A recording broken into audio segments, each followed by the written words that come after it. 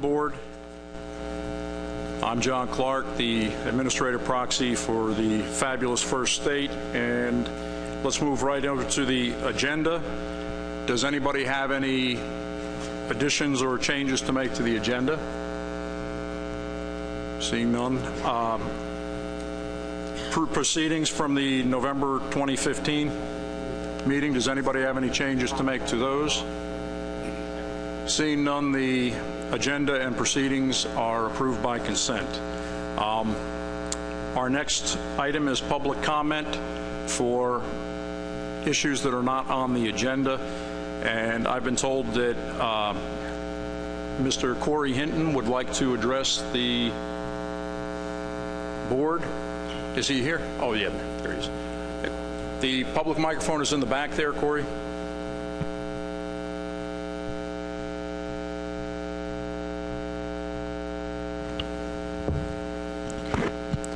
Hello, my name is Michael Corey Hinton. I am an attorney here on behalf of the Passamaquoddy Tribe of Maine. I would like to begin by expressing my thanks to Commissioner Kelleher for the opportunity to speak here today, and to all of you for listening to my remarks. This year for the Passamaquoddy Tribe, with regard to the glass eel fishery, was one of what I would say is historical significance.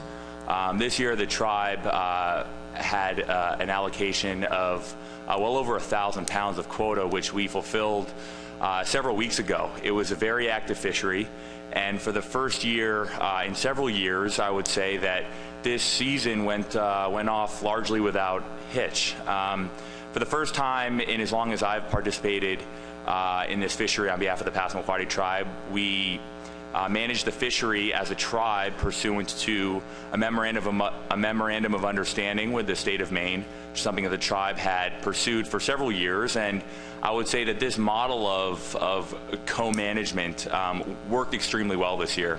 Not without difficulties. There are issues that we need to address within our own community, but on the whole, this was a season that went off with very little, if any, friction as far as large issues go.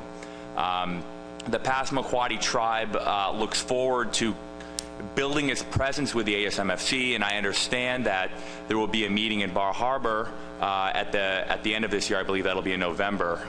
As you may or may not be aware, the island, Bar Harbor, is a place of great spiritual significance to the Wabanaki people. The Wabanaki people includes the Passamaquoddy, the Penobscot, the Micmac, and the Maliseet. We are the 4 federally recognized tribal nations in the state of Maine, and Bar Harbor is our home. Bar Harbor is a place that for many years was viewed as a gathering place for Native Americans up and down the East Coast, so I feel it's very fitting that the November meeting will be in Bar Harbor. And the Passamaquoddy Tribe looks forward to an opportunity to give a little bit more of a fulsome presentation about the historical significance of the American eel to our people. And at that time, the leadership of the tribe, we have 2 chiefs and vice chiefs from our 2 respective reservations, will look forward to an opportunity to address the management board in person. They send their regards for being unable to attend today, but there was a passing in our community. But on the whole, I'd just like to again say thank you to the board and to Commissioner Kelleher. This was a very successful year, and we look forward to continuing to build on this into the future. Wally Wan. Thank you, Mr. Hinton. Moving on to our next agenda item, Mike Wayne will bring us up to date on the timing of the 2017 stock assessment for American eel. Thank you, Mr. Chairman. Just to remind the board, the last time we conducted a stock assessment was in 2012. That was a benchmark, and so the 5-year trigger is 2017. And in preparation of that 5-year trigger, we got the American Eel Technical Committee together on a conference call to look at all the various research priorities that came out of that 2012 assessment as we began to evaluate basically conducting another assessment in 2017. We wanted to look at what progress had been made on those research recommendations from the last time we conducted the assessment. And ultimately, we have identified some data gaps that we'd like to try to close, and also identified some action items with the technical committee that they'd like to work on in the interim. And through that discussion, they decided that it would likely make more sense to do a stock assessment update as opposed to a full-blown benchmark. And the distinction there is keeping the data sets the same and the modeling approach the same, and just updating everything through a terminal year, which would likely be 2016 for a 2017 update, as opposed to redoing or sort of reviewing all different modeling approaches for eels and reconsidering all available data sets, which would be the benchmark version. So because of the progress that has been made since 2012, they recommended the update assessment for 2017, and Assessment Science Committee reviewed that recommendation and approved what the technical committee had suggested. So the policy board will review that later in the week when they consider the stock assessment schedule. But I just wanted to update the management board about that, as I think it had relevance to some of the discussions we were having on today's agenda. Thanks. Are there any questions for Mike about the update? Pat Keller. Thank you, Mr. Chairman. Mike, I'm trying to understand what this might mean for future catch advice associated with the assessment. Would you expect catch advice to be different, doing an update instead of a full benchmark? So with the update, it's simply updating the data, and as to remind the board, American eel is a very data poor stock, and so we didn't have usable reference points that came out of the 2012 assessment, and so an update of the assessment would likely not yield usable reference points, and therefore I would expect that the advice that was provided to the board in terms of management would be similar for a 2017 update as it was for a 2012 benchmark, because it's the function of an update, and we haven't changed the modeling approaches and haven't sort of reconsidered or closed some of those research data gaps that exist. Follow up, Pat?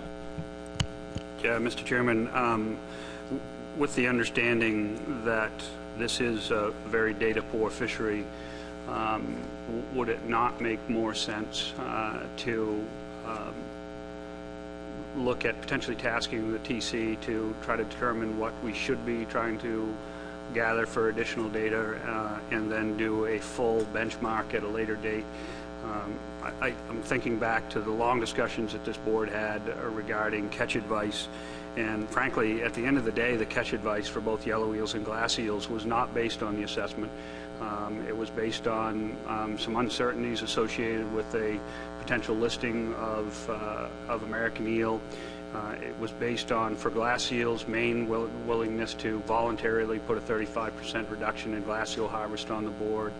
The yellow eel allocation, which I know is going to be a topic later in this meeting, was pulled together by a work group, but then reworked in a very long meeting in Connecticut, where we finally ended up with something that we hoped would help. What I personally would like to see, Mr. Chairman, is the potential of having an addendum to address some of these quota issues, both for yellow eel and glass eel, and I'm not putting that on the table because I am looking for a major increase in glass eels back to anywhere near our 2011 or 12 or years as far as glass eel quota, but maybe trying to find a way for this board to create stability for harvest for both yellow eel and glass eel, correct some of these issues, and then run them out for 6 or 7 years, have some stability in management, have a full assessment done, and then come back with some catch advice to make corrections in the future. Thank you, Pat. Mike, is it fair to say that, being that this will be another turn of the DBSRA model, which is only working off of landings, and since landings have been fairly steady, it will probably show that we are still in a depleted state. As far as the eel stock goes, Yeah, I mean, I guess it's hard to predict exactly what the results will show. I think a large part of the concern at the TC level was simply that we're just not in a position to conduct a benchmark and really reconsider everything given the progress that has been made from the 2012 assessment. And in terms of what kind of catch advice or what kind of assessment approaches and data sets would be needed to ultimately get to the end goal of providing this management board catch advice, that's something that I think that the technical committee should really wrestle with, so that they might provide a little bit more expectation in terms of how far away that is. And I will tell you that from the discussions we had at the TC level, at this point, it would take considerable advancements to, I think, get to where the board would be getting catch advice out of that assessment. yes, Pat. I know the time's short here. I don't want to abuse my time at the mic here, Mr. Chairman, but I think from Maine's perspective, we were looking at a 3-year consistent quota with the hopes of having some additional information to base changes to this glass eel fishery in Maine and potentially in other states, looking out at 2018 and 2019. But with the information presented by the outgoing Mr. Wayne, maybe we should reconsider and look at some small adjustments across the board for yellow eel and glass eels with an addendum that makes some of the adjustments that have been brought up by Mid-Atlantic states. Thanks, Pat. Do we have any other questions for Mike? Rob O'Reilly? Thank you, Mr. Chairman. Thank you, Mike. Is this a good time to bring up the data that are going to be used for allocation? I realize New York is going to have some information for us in a little bit, but in particular, we were sort of all poised for a quota system to be enacted. We really didn't know, and I think that might happen at some point. And it's sort of a detail, but I'm not really sure what data are available for allocation. And by that I mean I don't know which jurisdictions or states have submitted or been asked for harvest data and which have been asked for landings data.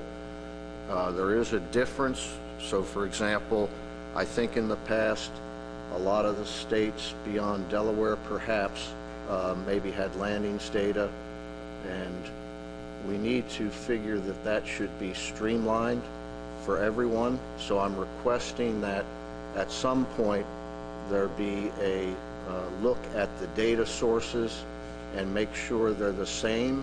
Most of the ASMSC species are managed by landings. Clearly there's some harvest data in that table that's ready for allocation purposes that Pat talked about, and I think we need to decide what that should be. If you look at Potomac River Fisheries Commission, that's probably the area where the Maryland landings data and the Virginia landings data could be attributed to Potomac River Fisheries Commission, with the remainder as landings, and all the other states would be landings as well. Again, it's sort of a detail here, but we can't reproduce that information through ACCSP, for example. And I know that when the data were compiled, there were some difficulties because we were running pell-mell into Addendum 3 and then Addendum 4, and changes were made to the original data set that ASMSC had tried to obtain. So I just want to see if there's any reservations from anyone around the table to get a composite set of data of landings for yellow eel that are all symmetrical to landings information. And if that's all right with everyone, I think that that'll take maybe another look from ASMSC staff. Thanks, Rob. Mike would like to respond to that. Yeah, thanks, Rob. It's a good transition to what we're going to talk about next. And certainly, if this management board considers revisiting allocation, it would be useful for staff to confirm with all the states that the landings data that we are using to do that is in fact the best available information from all of the states. So as we move into the next agenda item, staff has noted that that is likely where the board would like us to end up in terms of making sure that those landings data are correct if we revisit allocation. Thanks. Yes, Rob. So just as a follow-up, so you can understand what I'm talking about. So the data that we have in there is strictly from Virginia waters. That's what we have in that table that's going to be used for quotas. It doesn't include any harvest from any other area except for Virginia waters. And I have a pretty good hunch that that's not going to be the case for all the other states. So that's why I'm asking this question. Thank you. Thanks, Rob, and that's a good lead into our next topic, as Mike alluded to. This is one that's come up before, and it's a discussion to consider changes to Addendum 4 yellow eel allocations. As you recall, New York has brought this subject up, I believe at least the previous meeting and perhaps another meeting before that. So with that, I'll turn it over. What's that? You have something about that, Mike? Okay. First, Mike has something to say about it, and then we'll turn it over to Jim. Trying to get my 15 minutes of fame here. So I actually put together, I took New York's proposal and just put it into a few slides. So I told Jim that I'd go through it, and if he had anything to add, he could do so after I finish. So this is a consideration of yellow eel commercial allocation. On your supplemental materials, you received a New York proposal that outlined some of the ideas they had for revisiting allocation. And so just a little bit of background. So Addendum 4 implemented a coastwide cap of 907,671 pounds for the yellow eel commercial fishery starting in 2015. As a reminder, there are 2 management triggers, so that coastwide cap is currently it's not allocated, but there are triggers in the addendum that say if the quota is exceeded by 10% in a given year, or if the quota is exceeded by any amount in 2 consecutive years, then it triggers an automatic state-by-state allocation, and that state-by-state allocation is actually directly in Addendum 4. And so to continue with the background, the commercial yellow eel allocation is one of the more confusing allocations that I think the Commission has done here in terms of it takes average landings from 2011 through 2013 and then assigns sort of a filtering procedure in which each state's minimum quota is at least fixed at 2,000 pounds. And then the quota cannot exceed 2,000 pounds above the 2012 landings, and the minimum quota must be within 15% of 2010 landings. And after all that procedure, there's this leftover amount of quota that got divided equally to states that were negatively impacted by that filtering method. So this is ultimately the allocation scenario that came out of that allocation working group that worked many meetings on this to arrive at this final allocation that made it into Addendum 4. And so New York brought forward a proposal of saying that they had incomplete landings during those allocation years, and that other states, New York and other states, now have several more years of accurate data. So remember that a lot of those calculations were based on landings that ended in 2013 or 2012, and so there's been consecutive years since then with new data. They highlight that ASMSC's operating principle is to use the most accurate data for management, and Addendum 4 does not have a revisit allocation provision. And so they submitted a proposal to basically discuss these two topics: one, reconsider allocation, and then two, consider a revisiting time frame. So these are the options that were in New York's proposal. First, reconsidering Addendum 4 allocation. The first option is our status quo, what the working group had come up with. Option B is allocation based off most recent 3 years of data, so that's through 2015. Option C is the most recent 5 years of data through 2015. And then option D is an allocation based on the most recent 5 years as a partial percentage and some other historical time frame as the other partial. So basically a combination of time frames there. And so in the proposal, using the landings data that came from Addendum 4, updated through 2015, the state of New York has submitted what these various options would look like in terms of state-by-state quotas. So those were included not only in the document that New York provided, but also on the slide as shown. So we can come back to those if the board wishes. And then the other topic being considered is the allocation revisit time frame. So right now their status quo is that there is no revisit time frame in there, so that allocation that we talked about the working group coming up with didn't have a specific provision in the addendum to say we will revisit this allocation in so many years after it's implemented or after the addendum passed. And so New York is submitting a few options of option B, revisit the allocation every 3 years, or option C, revisit the allocation every 5 years. And this plays a little bit back to our climate change workshop that we just had prior to this EO board meeting. So ultimately, I'll sort of leave this slide up at the very end and let Jim add some more info if he'd like. And their recommendation was to circulate their proposal to the board for review and discussion, with the potential to initiate an addendum at this meeting to address those issues that were in their proposal. Thank you. Jim, do you want to add something to that before we put it up to the board for discussion?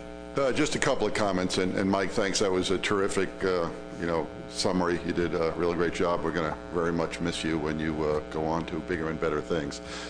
Just a couple of comments on, first off, and I think the most important thing that motivated New York to do this was, remember, we go back a couple of meetings ago, and the landings that were coming in last year were looking like we were going to hit the cap. We hit that cap. New York does not have a fishery anymore. We only have a 15,000 pound quota.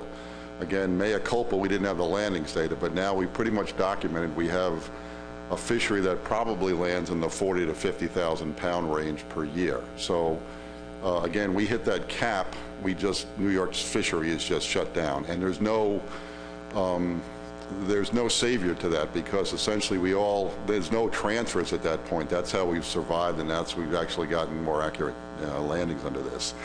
It is, I guess, fortuitous that we had this right after the climate change, because I actually saw things in there that, and trust me, I had nothing to do with the climate change thing, and seeing things like we were going to use percentages of historic landings, whatever.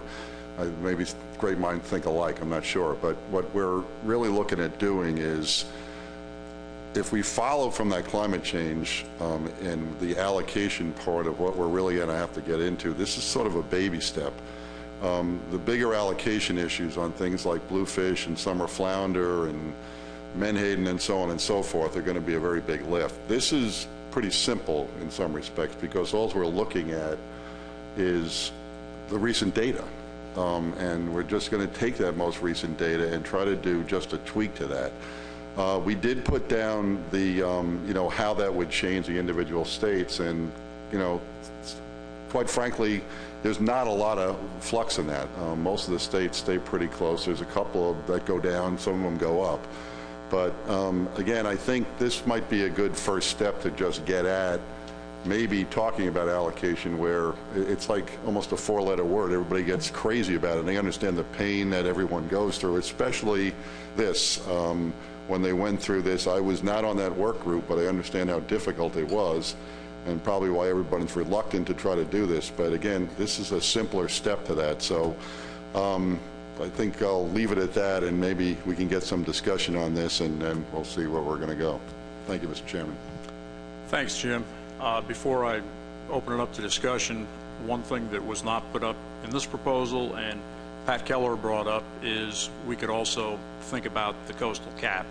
It was set very arbitrarily. I don't think Delaware's made any secret about it. We thought the cap was set too low, and I would just, as part of our discussion, I think it's something we can consider also. With that, I'll open the floor up for discussion.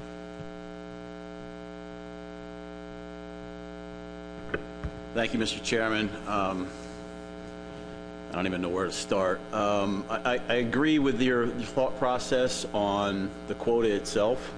I think if we're going to change the allocation, that the quota needs to come into question also. You know, just one of Jim's options there, one of our numbers for New Jersey would put us out of compliance every year, so it put us over the quota every year. I don't think that's where we want to be when we do this. That's why we tried to do all the crazy things we did the last time through. It was a very good working group. Rob made a good suggestion on making sure those landings data are correct, and I know the TC will do that. And I think maybe, you know, we can start an addendum. I don't have a problem with that, but I think we need to have a working group together again to possibly, you know, vet out any of the options that come about. We have, in New Jersey, have tried to make sure that our landings don't go up. That's what we've done over the last few years. And our fishermen thought we were kind of crazy last time. If I come back to them now with an addendum where we actually go lower in quota for no reason, I don't think that'll go over very well. So I want to make sure everything is vetted out appropriately to make sure we do this the right way. And I'm willing to be a part of whatever, you know, we can work on to do that, even though it drove us crazy the last time. Thank you. Okay, Dr. Duvall?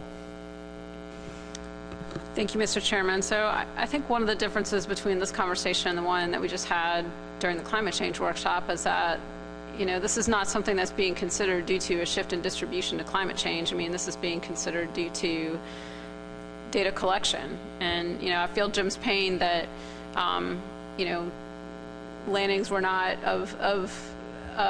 eels were not necessarily being required to be reported during that time frame, but I feel like this conversation is a little bit different than the one we were engaged in a while ago. And I mean, honestly, you know, I'm certainly willing to go back and look at allocation, but it's probably not going to surprise anyone that, you know, when I look at these tables here, based on the most recent 3 years or the most recent 5 years, you know, North Carolina takes a significant hit. I mean, that's like a 60% reduction in allocation.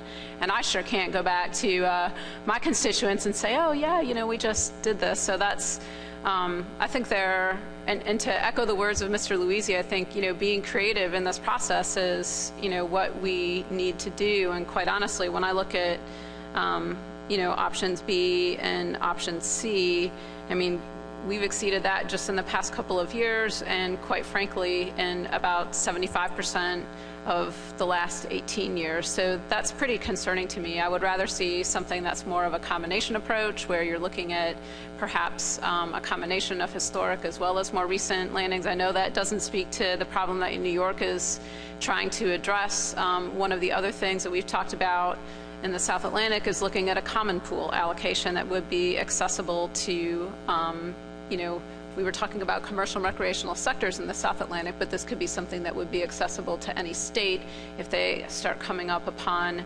an allocation cap. So I think those are my initial thoughts. And then I did have one question for Mike. So in Addendum 4, we do have a transfer provision, correct? If a quota system goes into place.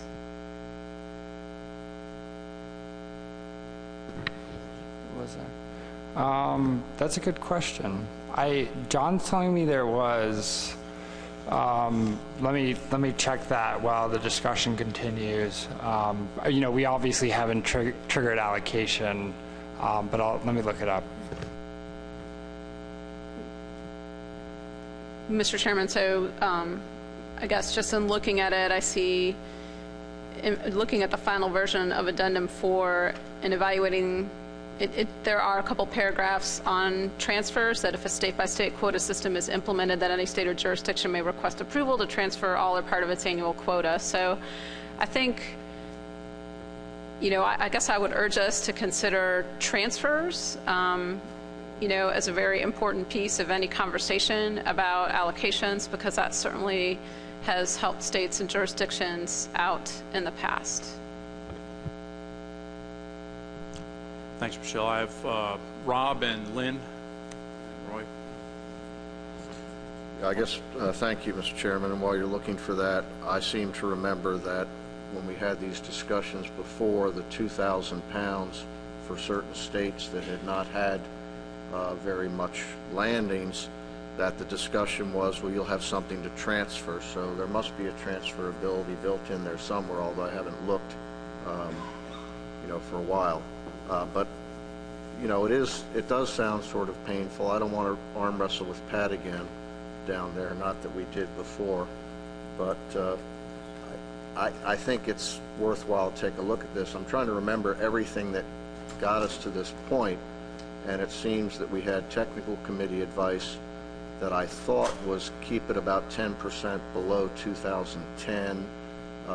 We didn't do that exactly. It was 12% below the average for the reference period. Thank you. So we didn't do that exactly, but you know, I agree with Russ that if we change allocation, we change the cap. And I still think, despite the fact that there was not a listing, we're still depleted from what I know, and I can't imagine that the update is going to tell us anything different. It'd be great if it was qualitative. It could say, well, you're not as depleted as you were through 2010, but that's not going to happen either. So, you know, I'll support going ahead. I don't think it's going to have a big impact in Virginia. I suspect that when we take our harvest and make it landings, that there's probably about an 8,000 pound difference right there. Hard to think how the final scheme will be, but it's going to take some effort again, and I'm very aware of Michelle's concern over taking a massive decrease. So, you know, I'll support it. Thanks, Rob. Lynn? Yeah, thank you, Mr. Chairman. I guess I agree that I don't have any fundamental problems with supporting an addendum, but the problem is that anytime and we all know that when we consider allocation, it's, you know, there's winners and losers. So at a certain point, you know, it's like best of 7. You know, it's just we're always going to be in this situation where somebody's going to, you know, somebody's going to sit in New York seat and say, well, this just is really a bad deal for us. So with the cap, I have to ask the question, and the whole thing sounds remarkably like Menhaden to me, where we've gotten ourselves in a situation where we've allocated a quota in a situation when we don't have very good harvest data in many cases. And so to me, that speaks to the broader question of what do we do? Is there some kind of broader policy that we as a board, as a commission, should consider when we start to talk about allocations with poor harvest data? And as we're talking about the stock assessment update, you know, we know that the current cap was arbitrarily set. So for example, if that update was done if every state applied a scaler to the degree they think their catch was underestimated. So let's say or New York bumps up by 10%. You bump up your catch and then you do your assessment update. Does it change the stock status? Is it worse? Is it better? If the stock status is insensitive to some magnitude of harvest, then maybe we should just consider changing the cap. And that leads me to my final question, which is, you know, how much do you need New York? You know, how much do we need? How much would we have to go up to solve this problem in a painless way? Not that there is a painless way, but just food for thought. Thanks, Lynn. Roy?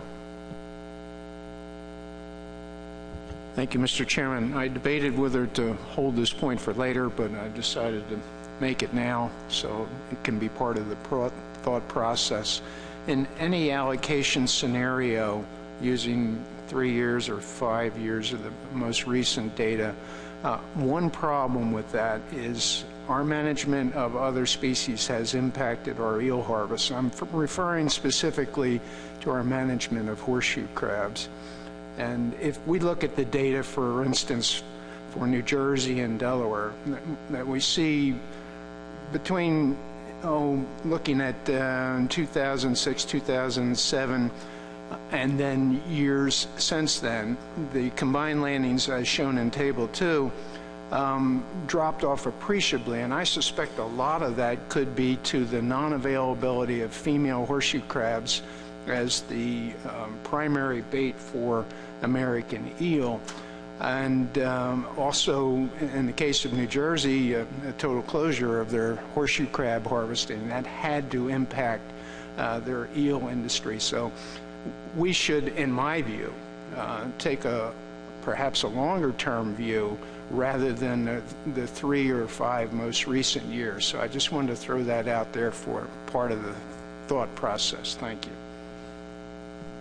Thanks, Roy. And these are some of the problems that came up when, of course, Addendum 4, the working group came up with the scheme that was put forth in Addendum 4. And I will once again say, I think the easiest thing in terms of administrative burden and given the health of the stock and the stability in the landings, I don't see a problem with increasing the cap, but that's my opinion. And any other people want to have an opinion here? Oh, Dan. Thank you, John. I recall in the 1990s, Massachusetts sued in federal court about SCUP allocations of quota due to inadequate data collection, and I believe we prevailed, but it was such a long time ago, I'm not quite sure of how that was all resolved, but I know it was resolved at this board. I guess the question I have is New York in a unique position or the most obvious position for having a legitimate fishery with clearly a lack of data? In other words, do they really stand out? And if they do, would it be palatable to simply increase their quota by the amount they requested based on signed affidavits, and we just finish this and go home? Are you saying then increase the cap by the amount that they need? Yes. Okay. Are there any other, Dave? Yeah, really, I think that would be the most expeditious thing to do, but to the point of data quality, I could certainly make arguments that ours has been less than perfect on eels, but since Jim is arguing that they've made great improvements in data collection on eels, I'm interested in the specifics of what changed in their data collection procedures that led to improved data collection in the last 2 years.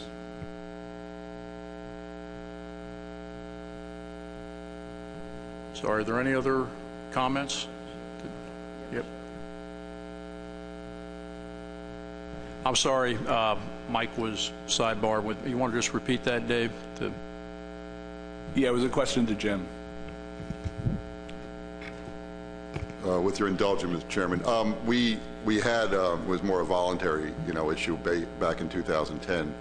The way we fixed it was twofold. First off, we required mandatory landing starting in 2010, and that was, essentially a legal way of doing it. But secondly, we did outreach to a lot of the fishermen, because in our state and in other states, there was a sense that if they didn't report anything, they, it would actually, if they reported, it would hurt them.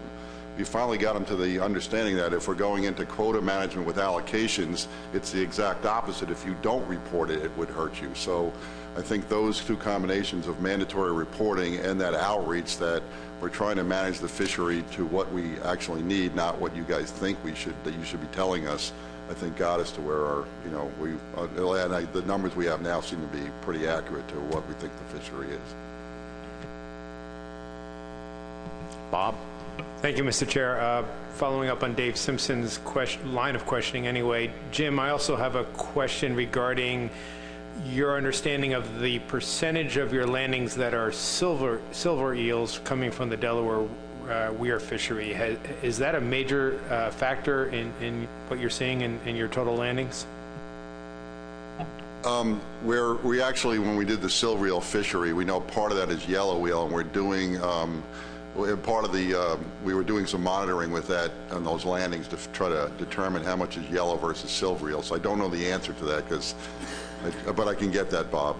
Again, that's a relatively small amount of the fishery and more because we reduced that down in 9 permits from the 16 or 17 that were traditionally out there. But again, that's a relatively small part for our overall bait landings of yellow eels.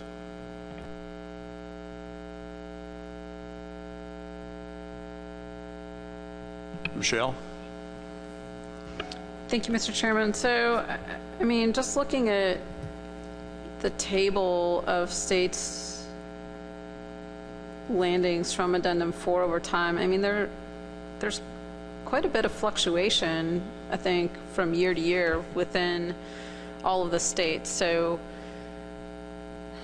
it obviously complicates any reconsideration of allocations, and like Lynn said, someone's going to be sitting in a seat of losing, and right now it's North Carolina under these proposals, and so those formulas are, like I said, not surprisingly not acceptable to me, and I'd prefer to see some additional flexibility if we plan to continue to walk down this road. But if there was some scalar that could be applied to New York's past harvest, that if New York is pretty certain that this has been a somewhat stable fishery over the years, and there could be some scalar that was applied to past year's harvest, and again, Mr. Chairman, this gets to your point about revisiting the catch cap, then, we might find that the problem might be solved. And again, if we choose to go down this road of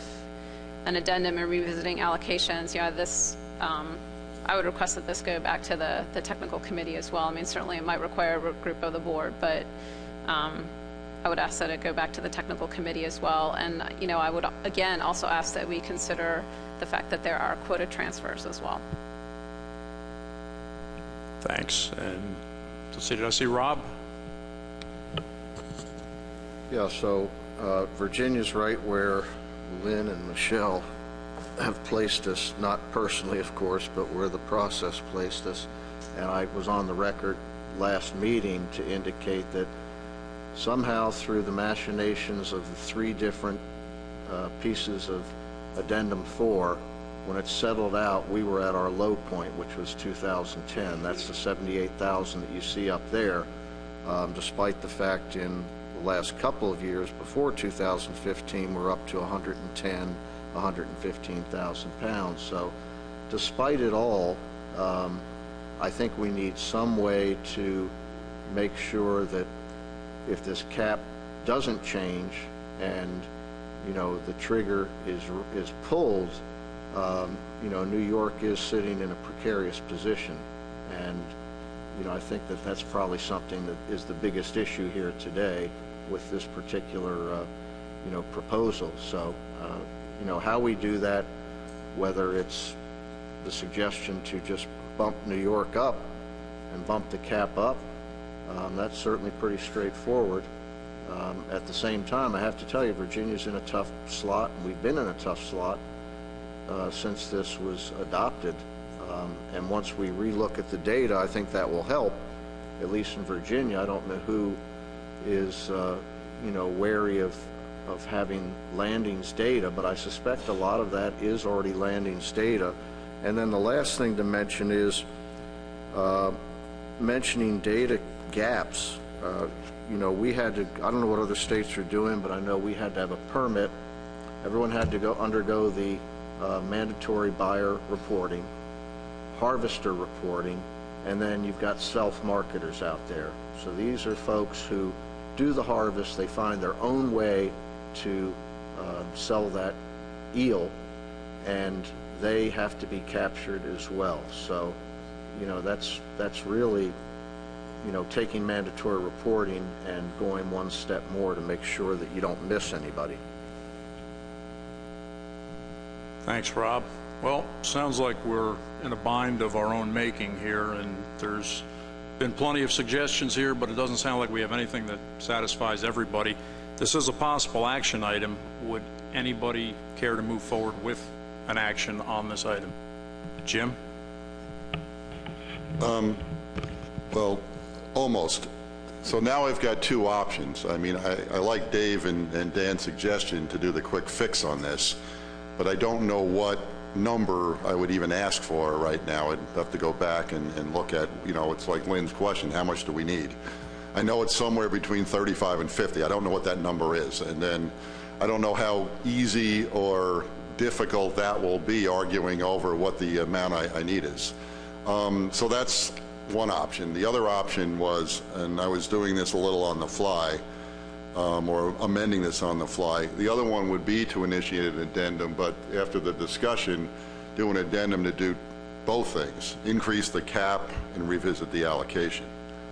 So I still like, as much as it's more work, option B, because it sounds like from the discussion around the table and what Rob had said, and forgive me, Michelle, but I told Louis this, you guys won the lottery. That's why you don't take 1 year for a number, because you got the biggest harvest in 2010. But besides that, you know, that outlier, it seems like maybe doing that would be a more sane way to do this, because I think more people would benefit from it. So just maybe what your opinion is before I offer a motion, Mr. Chairman.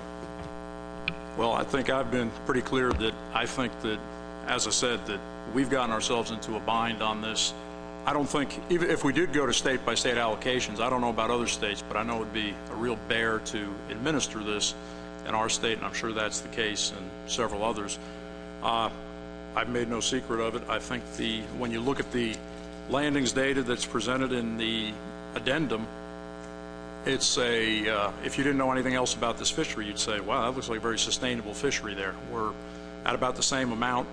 I'm pretty sure with an assessment update, given the way the assessment worked, it will show the stock is still depleted. We'll still be in this situation. So I think that raising the cap would be the simplest fix to this, but I understand there's resistance to that.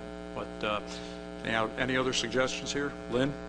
Yeah, so just, thank you, Mr. Chairman. Just looking at the table of landings quickly by eyeball, you look at the total landings between 98 and 2015. The range of landings has been, from what I can see, and if I'm wrong, I think we've gone from about 681,000 pounds to 1.2 million. I mean, that's the breadth, that's the range in all of those years. So that's 400,000 pounds, is that about right? 500,000 pounds? Is that half? It's somewhere. So the point is that what my question for the technical committee would be, given what seems to be a fairly narrow range of fluctuation, and I say narrow without really understanding the impact on the stock, but this is not a one-way trip up or down. I mean, this thing's just been sort of oscillating around a low level. So if we're thinking about increasing the cap, you could set it somewhere near that maximum, a little bit less, and ask the technical committee, you know, what the implications would be. Well, yeah, one of the things that I thought, looking at the same data, Lynn, was instead of going with an average, if we went with the 75th percentile for that same reference period, because that would put us more closer to what our higher levels were during those years. Just by doing that would bring us up to, if we just use the reference period, I figured about 980,000 pounds, which would probably take care of all these problems we see here. But anyhow, Jim? Let me try to move this along. Let me put a motion up, and we'll see how it goes. Move to initiate an addendum to reconsider the coastal cap for the commercial yellow wheel. I'm sorry, let me start. Move to initiate an addendum to reconsider the coastal cap and the commercial yellow wheel state-by-state allocation.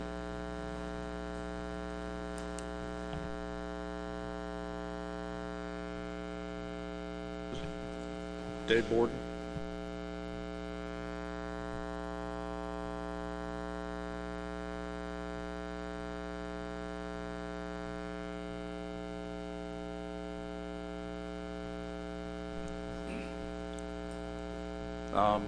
Anybody want to address this motion? I had Russ up before, and Russ, any other people want to comment on this? Pat? Oh, I'm sorry. Yeah, that would always help. Yeah, sorry about that. There it is. Thank you, Mr. Chairman. Not sure where I stand on this at this time, but I can say one thing, that the working group spent a lot of time on that cap, and the whole goal of that cap was to try to make it so we were close to what the technical committee was looking for. I think if we go back to the technical committee now with something that we want to raise the cap, they're not going to be real happy with that. Even though we think that's the easiest way to settle what we're trying to do. I mean, that was the whole point behind the machinations of trying to figure that out. So, I mean, we're talking about raising the cap so New York can get about 25,000 pounds. Yet, there's going to be every other state. If you go to an addendum and take it out of every other state's going to want some more poundage because we think that we're too low anyway. So, like I said, I'm on the fence on this. I'm moving forward as is. I think we can do better by having some meaningful discussions and coming back in August and maybe moving forward with something, but I don't think I'm ready to move forward at this time. Thank you. Pat? Thank you, Mr. Chairman.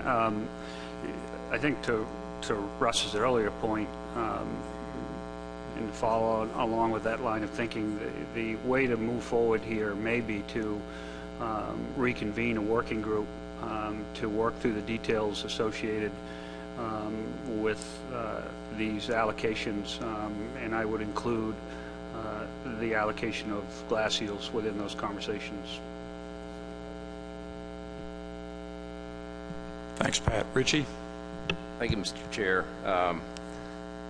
You know, serving on the past working group with Russ, I agree with him to a large degree that I hate opening this can of worms because it was a very difficult process to come up with what we have, and I hate to open that can of worms for the small amount that we need to fix New York. Having said that, if this passes, I hope that it goes to a working group prior to writing the addendum. But I guess I haven't decided whether I'm going to support it or not. Thanks, Richie. Michelle? Thank you, Mr. Chairman.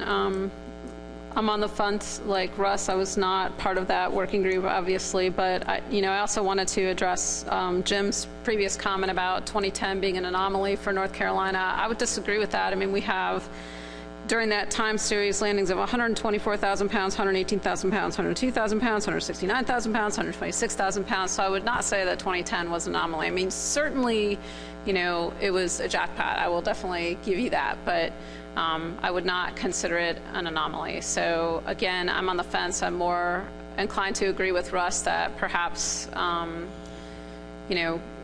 back, having some time to discuss this and coming back in August with a better sense of how we might move forward to address New York's concerns might be my preference. Dave Simpson? Can you remind me when it was that we got the determination on listing, was it last September? Was it less than a year ago that we kind of went, we got away with that one, and now we're going to talk about increasing the quota. I'm concerned about the optics of that. I don't have a lot of faith in the eel data and the landings. It's a fishery that takes place, for us anyway, sort of remote from our mainstream fishery, our data collection system, the characters that are in this fishery, and lots of concerns. And boy, we spent a lot of time trying to work through this, so I'm really reluctant to revisit so quickly before another assessment and just after narrowly missing a endangered species listing. So I don't think I can support this. Mike? Thank you, Mr. Chairman. Yeah, I'll jump on the back of that comment. The ink is barely dry on the not warranted decision for the listing, and that shouldn't be seen as a green flag. and I know after that came out, someone asked me, well, so what now? What next? What happens with American eels in terms of the ESA? And my answer was, as I was told by the experts, is it kind of goes off the radar for under the ESA unless there's a big shift or a significant shift in management. So I just put that on the record to remind folks.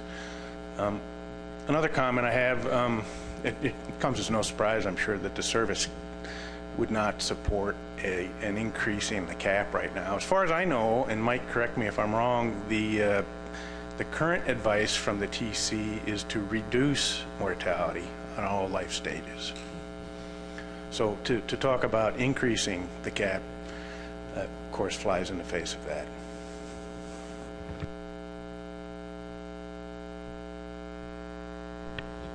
Yeah, thanks, Mr. Chairman. That's what I was sidebarring with John about earlier when he missed the question from Dave, was that I don't know what more the board expects the technical committee to do with this.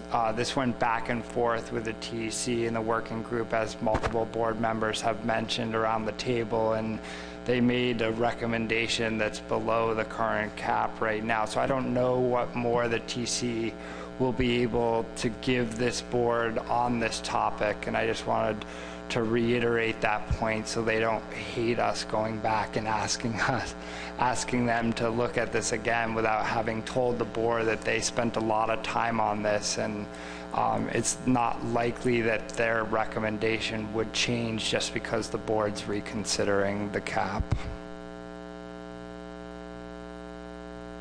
So I have Dennis and then Rob. Thank you, Mr. Chairman. Looking at what New York wants, and if we put round numbers on it, and they're looking maybe for an increase of 30,000 pounds against a total catch of 900,000 pounds, by my quick calculations, that's like about 2.7%. And then if you look at the catches over, excuse me, the period of time from 2010 to 2015 for each state, you see fluctuations running from 10 to 50%. So I don't think it's outrageous to just increase New York's number by some given amount versus going through the agony of an addendum. So I go along with the thoughts that were brought up across the table from me. Let's just increase New York's number by a couple of percent and put it away. Rob? Similar but different. So I still think the transferability, when we look at last couple years or 2015 in particular, it's more that New York was about 38,000 pounds more than what the addendum 4 quota would be for New York, but there's obviously quota around. So I mean, transferability is the key here. It's not the first species that has been involved in that situation, whether it's summer flounder, bluefish, no matter what it is. I think that's the first step, is to avail, for New York to avail itself of what's available. as long as that transferability is in there, and, you know, wait for the next step, I guess. Dan, did you have comment? Yeah, thank you.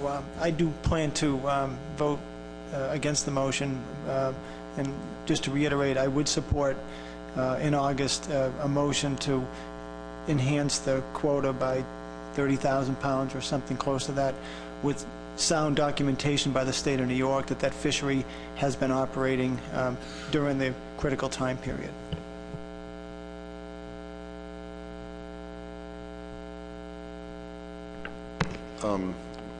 Maybe Dennis can help on this. That's fine. I think maybe that's the smartest thing to do right now is to, you know, we can come back with a number for the August meeting. However, and would it be the easiest thing is just to table this motion until August, and then if we come back with it, we can just dispense with the motion, but at least, and I don't know if I can table my own motion, but I'm worried about that, but that'd be my suggestion right now.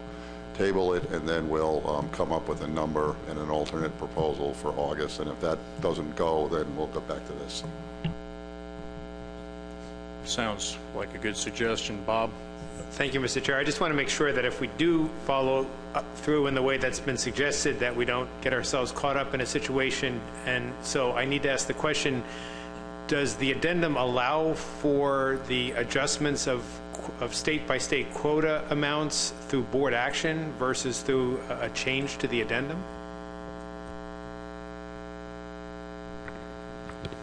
I think the suggestion would be to have an addendum to fix it with whatever the poundage amount is that New York comes up with. So it would still require an addendum, it just wouldn't be a full reconsider of something that took a lot of work to get to where we are now. Let's see, I've got Bill, Dave Borden, and Adam. So, Bill? Would it be appropriate to make a motion to table this to the next meeting? Yeah, I think that would be a good idea. So move. Do we have a second? Marty, Gary?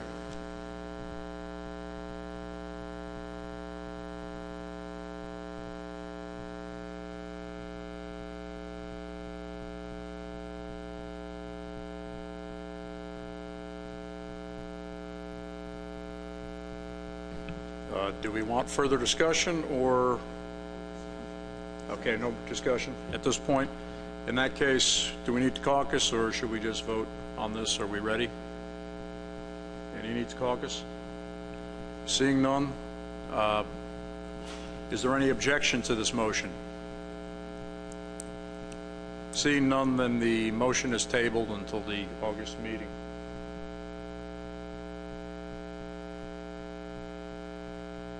Sorry, Dave. I realize I'm not arguing about the motion. We supported it. But I just want to make the point that I'm sympathetic to New York's plight on this.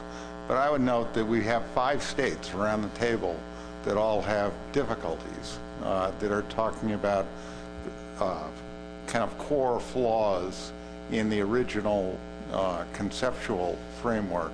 So I think one of the things that we want to avoid doing is revisiting all of these problems multiple times. This will play, if we don't figure out a strategy to address these problems, every time we have this on the agenda, I guarantee you one of the states will be in here saying, we really need an adjustment. So I think there's got to be like a dual strategy. Maybe we reconsider this at the August meeting, but we got to look at it in a different manner. Thank you. That's a great point, Dave, because as happened with the working group, it was really difficult to come up with anything that would make everybody happy. And as we see, that's still the case. And Pat? Mr. Chairman, I'd like to make a motion to move to create a working group to to address the inequities in the coastal allocation of yellow eels, as well as revisit the quota related to the glass eel fishery. Do we have a second? Dave Borden, second.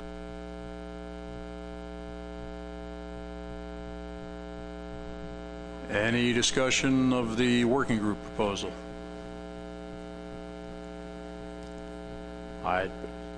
Dan? I'm not sure you've got the motion correct. You talked about inequities, Pat, and I don't see the word inequities up there.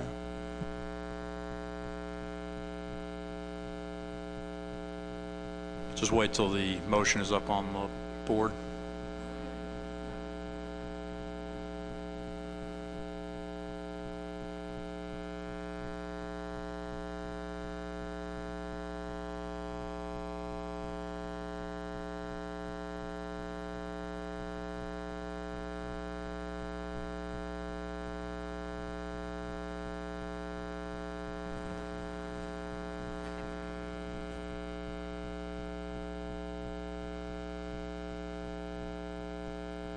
Does that capture your motion, Pat?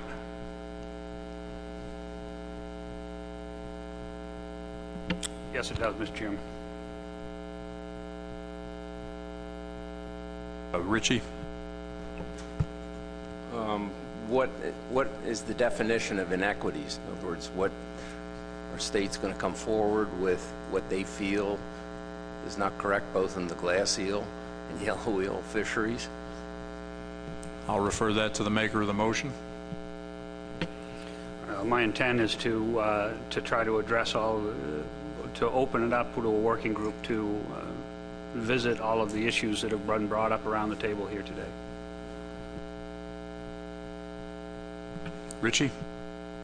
So states would then have the ability to express their inequities to this working group prior to it being formed. So, I mean, all the states could say what they want to see the working group discuss yellow eels and glass eels. I would assume that the working group will end up looking at, yes, the allocations of every state again. I don't understand how this can be done without reopening the whole process, but it's just the way I see it. Any other comments on this? Dan? It sounds like Festivus, the airing of grievances.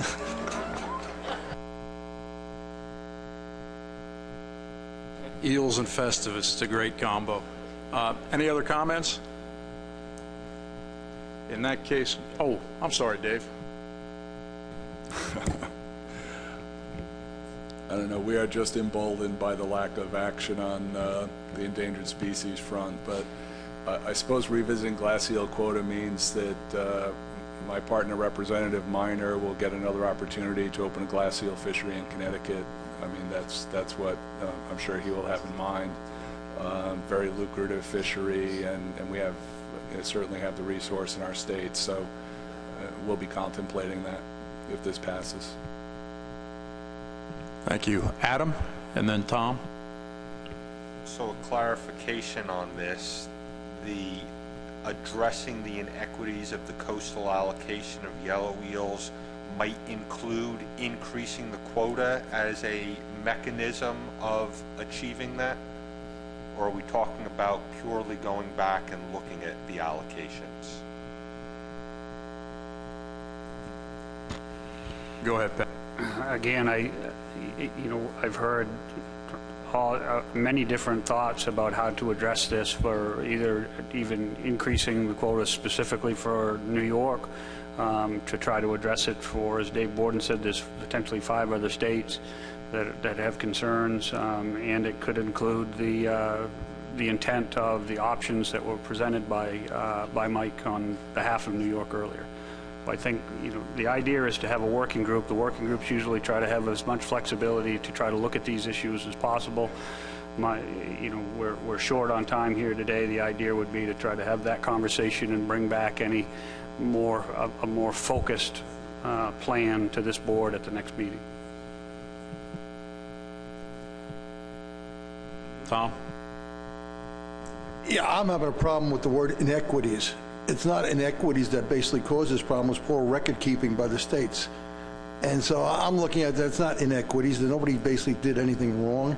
The states had poor records, and basically the allocation is off because of poor records, not because inequities were basically formed by the working group when they put together the quotas. So I can't support it with the word inequities in there. Lauren?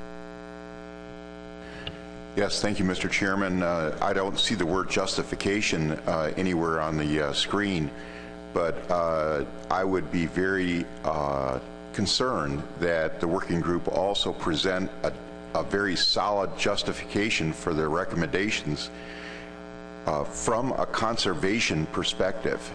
And so if that's inherent to their plan, I can support the working group. Thank you. Thanks, Lauren. Any other comments, or do we, Dennis? Yeah, just quickly, I wasn't sleeping, but we just spent the last hour talking about yellow wheels, and then I look at the board, and we're going to revisit essentially Maine's glass eel quota.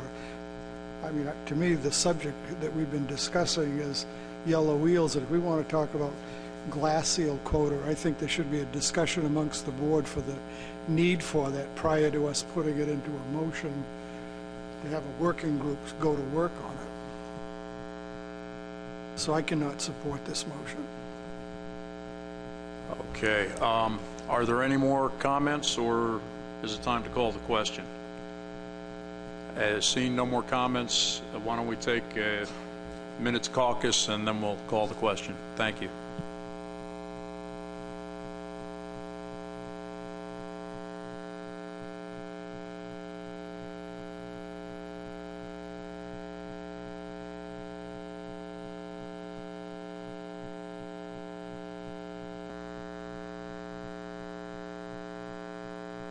Okay, are we ready to call the question? Those in favor of the motion show so by raising your right hand. So we've got 1, 2. Those opposed, same sign.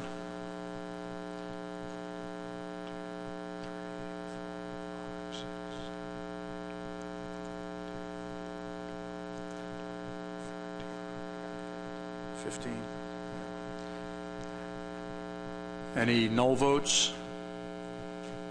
Any abstentions? Motion fails 2-15. I guess it. Oh, Richie?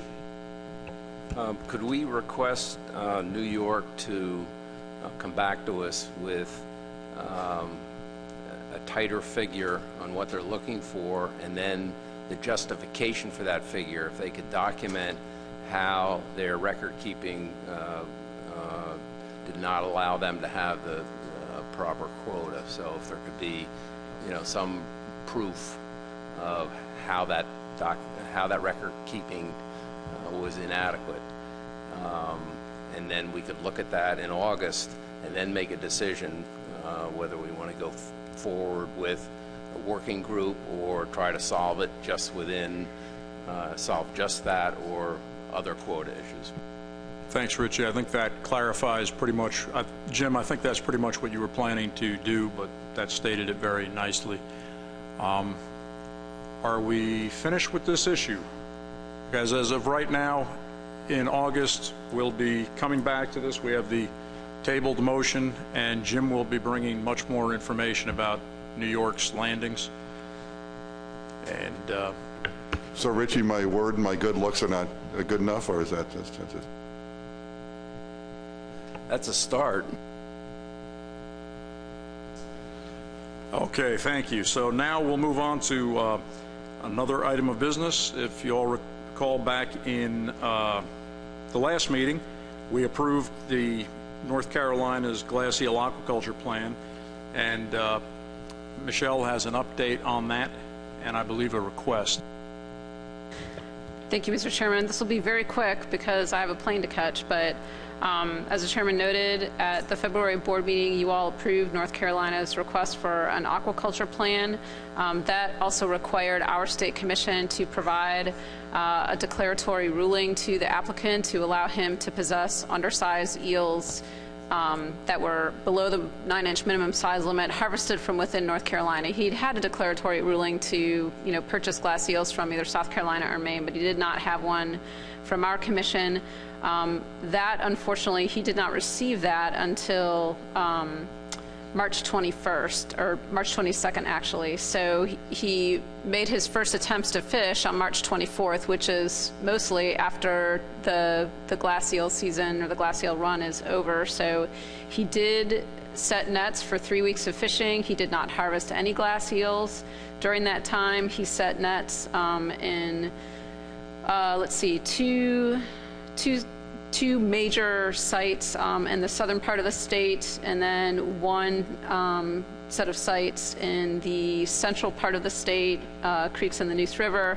So we will be, Mr. Allen did formally request us to submit another aquaculture plan by June 1st of this year. So this is just a heads up to the board that we do plan on doing that. So we'll have lots more exciting discussion in August. And we would be asking the board's indulgence that this be considered also a pilot project, just as the existing plan, which you all approved in February was, given the fact that Mr. Allen, really through no fault of his own, but really more through administrative issues, missed the pulse of glass eel harvest. And if you recall, the discussion around the table was to provide the technical committee with information that they could use to help the applicant design a Young of the Year survey in one of those systems. So that is my update, Mr. Chairman, and I'll be happy to take any questions.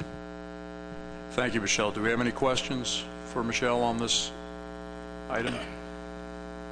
Seeing none, Michelle, I assume then in the next meeting you'd want an action item from the board to approve this. Yes, Mr. Chairman, thank you. Thanks. Oh, thank you. Is there any other business to come before the board?